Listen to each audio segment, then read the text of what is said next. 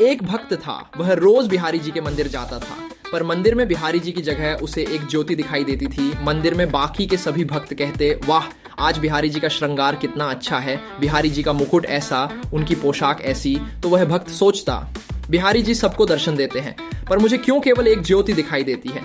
हर दिन ऐसा होता। एक दिन बिहारी जी से बोला, ऐसी क्या बात है कि आप सबको तो दर्शन देते हैं पर मुझे दिखाई नहीं देते, कल आपको मुझे दर्शन देना ही पड़ेगा।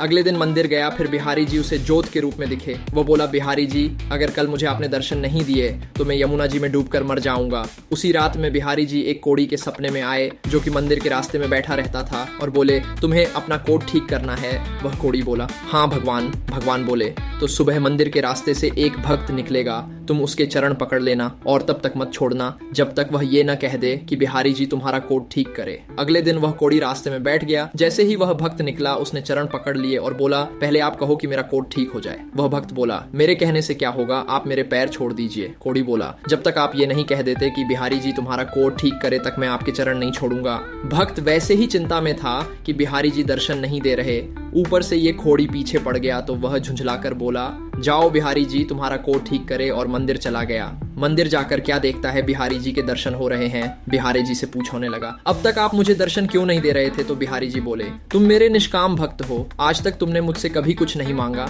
इसलिए मैं क्या मुंह लेकर तुम्हें दर्शन देता। यहाँ सभी भक्त कुछ न कुछ मांगते रहते हैं, इसलिए मैं उनसे नजरें मिला सकता हूँ, पर आज तुमने रास्ते में उस कोड़ी से कहा कि बिहारी जी तुम्हारा कोट ठीक कर दे, इसलिए मैं तुम्हें दर्शन देने आ गया। सार, भगवान की निष्काम भक्ति ही करनी चाहिए। भगवान की भक्ति करके यदि संसार के ही भोग सुख ही मांगे तो फिर वह भक्ति नहीं, वह तो सौदेबाजी है।